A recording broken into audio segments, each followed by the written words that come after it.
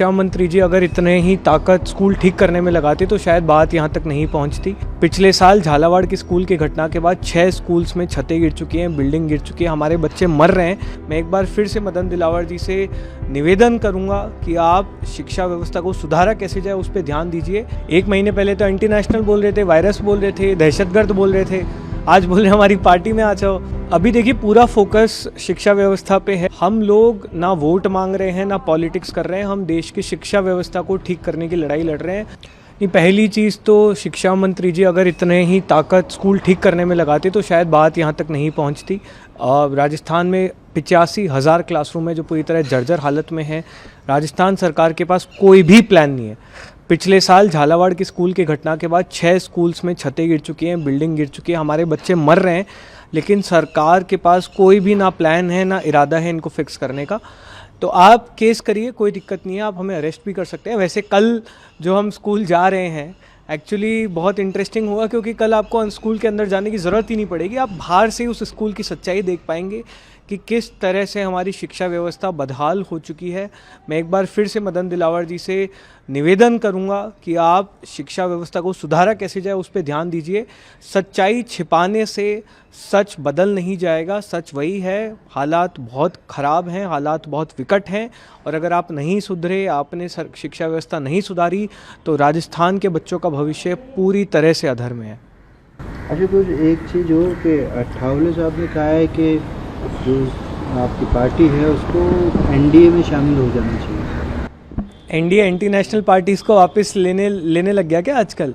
1 महीने पहले तो एंटी नेशनल बोल रहे थे, वायरस बोल रहे थे, दहशतगर्द बोल रहे थे, आज बोल रहे हमारी पार्टी में आ जाओ। तो कम से कम एक कॉमन वो तो रखिए आप, प्रिंसिपल किस तरह से कॉकरोचेस को देखते हैं आप। इसके अलावा भविष्य में क्या कुछ आप तलाश रहे हैं क्योंकि शिक्षा व्यवस्था को लेकर और क्या कुछ? अभी देखिए पूरा फोकस शिक्षा व्यवस्था पे है, उसमें भी विशेषकर स्कूलों के जो हमारी ऑडिट चल रही है उस पे फोकस है। आने वाले कुछ दिनों में मैं राजस्थान के अलग अलग ज़िलों में अपनी पूरी टीम लेकर जाऊंगा। अभी हम लोग पश्चिमी राजस्थान पे अगले कुछ दिनों में फोकस करेंगे। हम लोग ना वोट मांग रहे हैं ना पॉलिटिक्स कर रहे हैं, हम देश की शिक्षा व्यवस्था को ठीक करने की लड़ाई लड़ रहे हैं। हम राजस्थान सरकार से ये निवेदन करते हैं कि आप भी साथ आइए।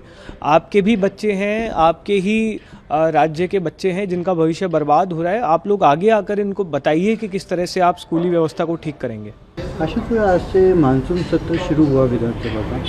कांग्रेस ने बाइकआउट करा पूरी तरह से, बाहर प्रदर्शन करते रही और अंदर कोई चर्चा हो नहीं पाई। आज तो स्थगित हो गई है, कल से वापस से शायद सदन चलेगा, लेकिन किस तरह से देखते हैं? जितना मैंने फॉलो किया, कांग्रेस की मांग उस ऑर्डर के खिलाफ थी जो शिक्षा मंत्रालय की तरफ से निकला है। बहुत ही बेहूदगी भरा ऑर्डर है, बहुत ही तानाशाही भरा ऑर्डर है और न सिर्फ कांग्रेस बल्कि राजस्थान की तमाम राजनीतिक पार्टियों को साथ आकर इस ऑर्डर का बहिष्कार करना चाहिए। ये पूरी तरह तानाशाही रवैया है। सरकार सच से भागना चाहती है और हम लोग सच देश के सामने लाकर रहेंगे। आपने स्कूलों का जो बेड़ा गर्क किया है, पूरा देश आपको देखेगा और आप बताइए कि आप उन स्कूलों को कैसे सुधारेंगे। इस तरह के ऑर्डर से काम चलने वाला नहीं है। यूसीसी भी लाने में है राजस्थान गवर्नमेंट इस सेशन के अंदर, उसको लेकर क्या करें? नहीं, देखिए उस पर तो ऐसा हमारा कोई ओपिनियन इस समय है नहीं। हमारा फोकस इस समय एजुकेशन सिस्टम पे है और इस तरह के जितने भी मुद्दे हैं हम लोगों को लगता है कि फोकस कहीं ना कहीं हर बार डिस्ट्रैक्ट करने की कोशिश की जाती है। आप एजुकेशन पे बात नहीं करना चाहते, आप बेरोज़गारी पे बात नहीं करना चाहते हैं, जो असल मुद्दे हैं देश के आप उन पर बात नहीं करना चाहते और इस तरह के मुद्दे बार बार लाए जाते हैं। और हमारा एससीजेपी फोकस बहुत क्लियर है एजुकेशन सिस्टम पे और हम उसी की बात करेंगे। देश दुनिया की ताज़ा खबरें और वीडियोस के लिए अभी डाउनलोड करें पत्रिका ऐप।